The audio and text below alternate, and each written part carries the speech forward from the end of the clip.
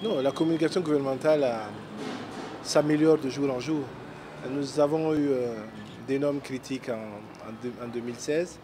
D'ailleurs, ce qui a suscité un questionnement pour savoir où étaient les faiblesses de cette communication, comment nous faisons pour la corriger.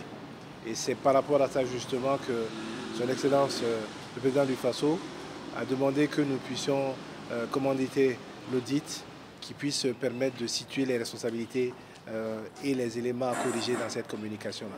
Et donc aujourd'hui, nous sommes à ce stade de rencontrer les DCPM qui sont, en plus du SIC, les principaux acteurs de cette communication gouvernementale-là, pour faire le point de cet audit-là et voir comment nous préparons donc le travail afin que les recommandations qui ont été faites puissent être mises en œuvre. Il y a un certain nombre de points importants, mais il y en a quelques-uns qui sont véritablement à mettre en exergue. C'est la question de l'ancrage institutionnel.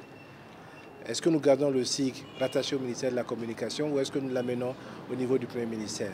Pour beaucoup, on a l'impression que les DCPM travaillent un peu chacun de son côté, alors que ces DCPM doivent être fortement liés à l'action du SIC pour que ça puisse être pertinent. Et puis l'autre aspect, c'est la question des moyens.